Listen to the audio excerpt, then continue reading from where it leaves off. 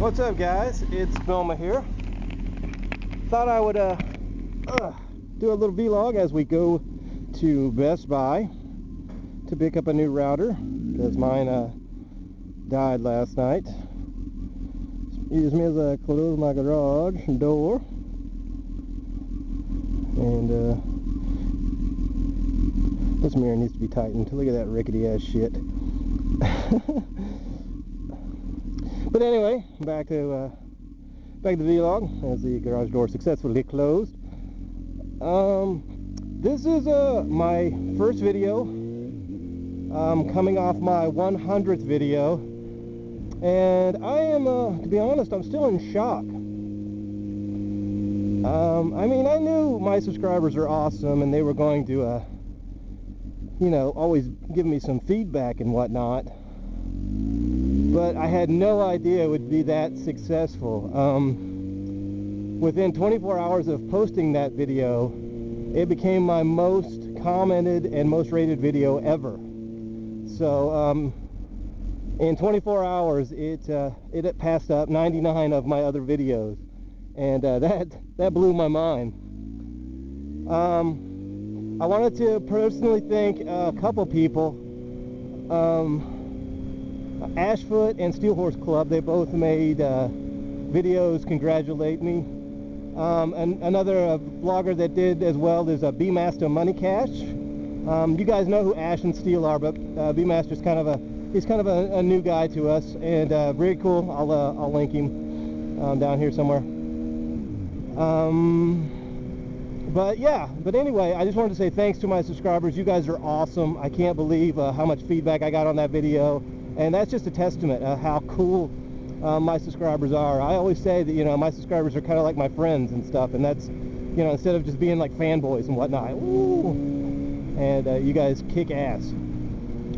But the actual vlog topic of today is, I got in a conversation, no, not a conversation, but I left a comment on Steel's last video regarding somebody had asked what the R in 250R means. What does it stand for? And somebody referenced the word race.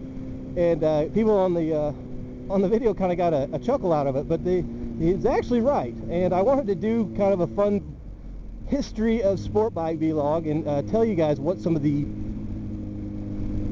letter indicators on sport bike model numbers mean. First of all, back in the 1970s, Suzuki models were called the GS's, and they came in all different kinds of sizes. There was a 450, 250.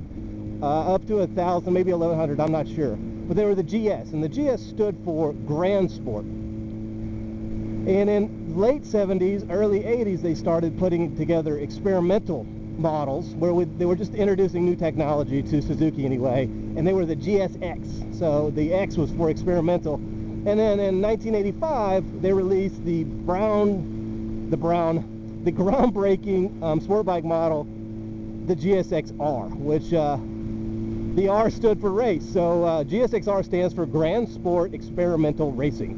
Weird, huh? What I'm riding now is the Honda CB. And in the 1970s, Honda called their bikes the CBs. They had CB 250, 450, 550, all different sizes. And CB stands for City Bike. In 1987, they released their first kind of modern day sport bike, the Honda Hurricane, but the actual model designator was CBR, for City Bike Race. And but my other bike, the CBR 1000RR, it's got a lot of R's in it, and funny enough, they're actually redundant.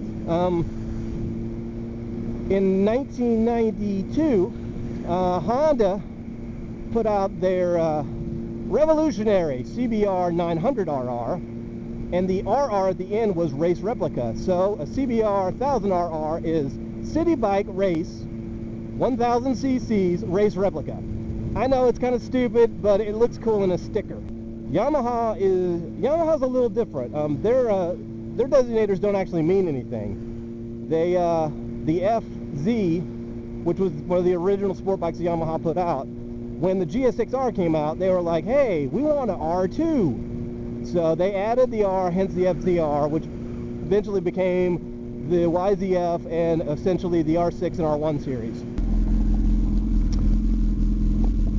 But anyway, as I'm sitting here at the light, I hate vlogging at a light because I don't know why I talk really loud and you could totally hear me if you got your windows down, so people think I'm crazy. One thing I wanted to mention was one of my subscribers, his call sign is V2MV. He left me a comment that I had to kind of share with everybody. I thought this was the coolest comment that I've gotten in a long time. He posted it on my Chicken Express recap, that silly little karting video I did. And I don't know, I can't remember what it says verbatim, but because I'm here on my bike while doing this and not in front of my computer, but it said something to the effect of, you suck. Your videos are so good that I forgot to go to bed, and now the sun's shining. I'm quickly becoming one of your most dedicated subscribers. Something like that. It was so awesome, and I just wanted to make special mention of that comment because I read everyone, and everybody knows that I try to reply to every single one, and I really appreciate all the comments. Hey guys, I'm back. Just got back from Best Buy here, and they got myself a new router, and I'm all about people making guest appearances in my videos, so guess who that is? That's Nacho. But that's Nacho. No, I can't. It looks just like Ash's, but it is not. I saw it as some dude and his girl were inside the store there. Oh man, I suck at this.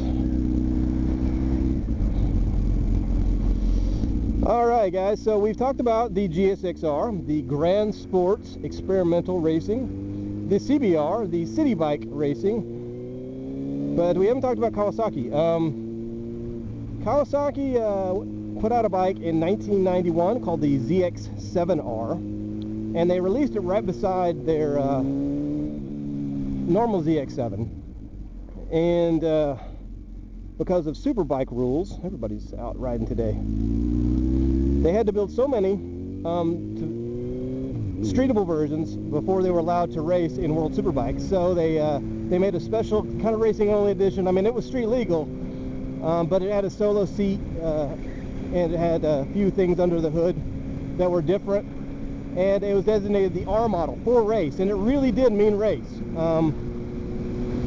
After that, Kawasaki, they liked the way the R looked and decided to leave it on all their bikes, and hence the ZX6R, the ZX7R,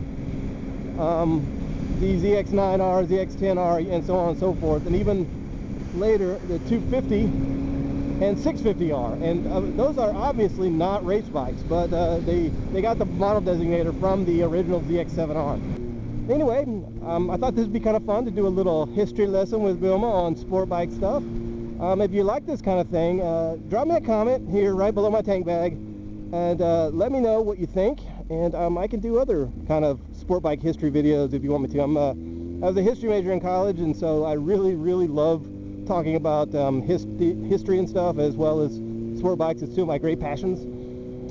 So if you like it, I could do, you know, a history lesson on your bike or whatever.